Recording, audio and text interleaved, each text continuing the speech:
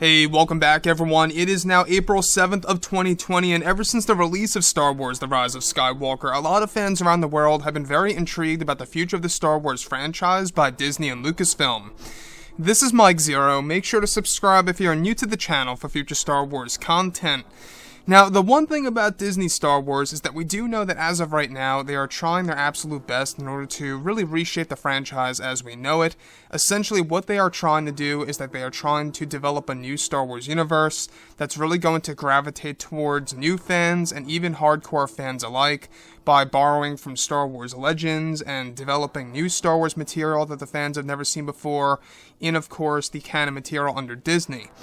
Now, the thing about this, obviously, that is a big risk is the fact that they will be doing this out of desperation. This really seems to be a desperate attempt by, of course, Disney's new CEO, Bob Chapek, in order to really make the Star Wars brand as successful as it really can be. But at the same exact time, I'm still hopeful because, as of right now, Kathleen Kennedy no longer has creative control over any of the existing projects currently in the early development phase. This includes, of course, the KENOBI TV series, which, by the way, is being rewritten as we speak. It's one of the main reasons as to why it was delayed until sometime in 2022, in case you guys didn't know that. And not just that, but also, aside from that, the new Star Wars trilogy, Kathleen Kennedy will no longer be involved on that level as well. So, with that being said, what's really intriguing about all of this, of course, is that now that both Disney and Lucasfilm are finished with The Rise of Skywalker, they are focused on their new Star Wars trilogy of films, as well as their new Star Wars universe. Now, currently, both Disney and Lucasfilm have multiple plans that are being developed in order to reunite the fans around the world, and to create a better future for the Star Wars universe.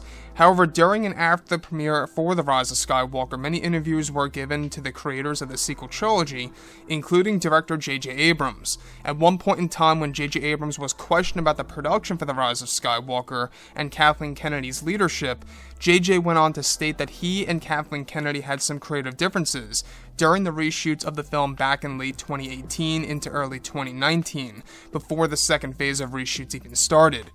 J.J. Abrams went on to say that Kathleen Kennedy had a particular alternate vision for the film after viewing what J.J. and Chris Terrio developed about midway through when major changes were made.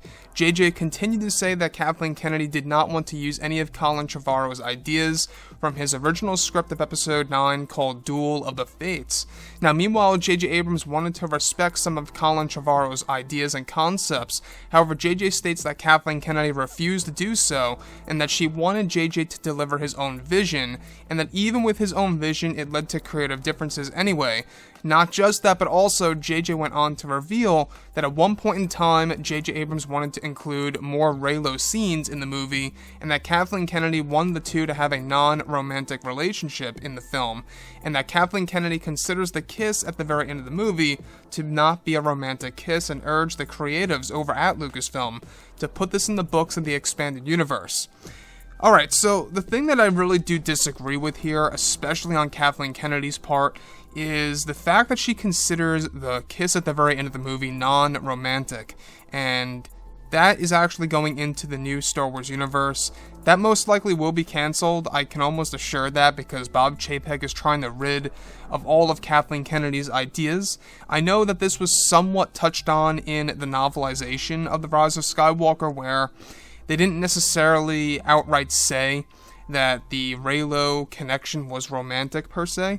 In my eyes, it is. It absolutely is. There's no way to put it. The way they kissed is a romantic kiss. It's on the lips. I mean, you really can't turn that around. And for Kathleen Kennedy trying to turn that around, I think it just shows us that she really wanted those characters to be separate and not even intervene in that sense where they would kind of be like a Han and a Leia or an Anakin and a Padme.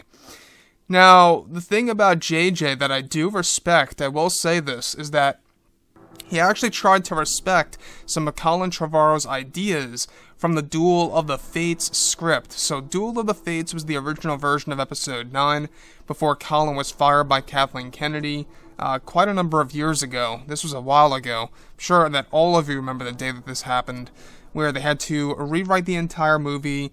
J.J. Abrams had to rush in, fix everything, get Chris Terrio on board to actually help him with the script because of how late everything was, because the script had to actually be rewritten. They had to fine-tune the movie, the overall tone, and exactly where things were going.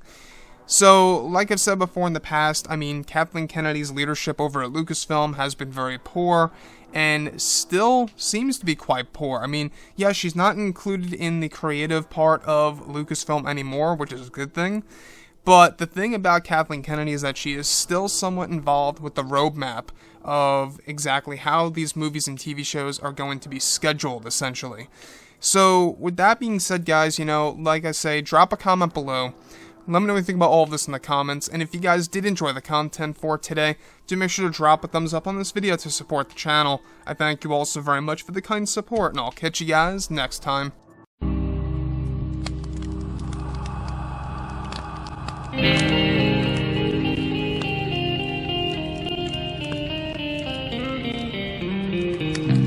Gun in hand, we are alone again. No, I'm not the one from night to moon.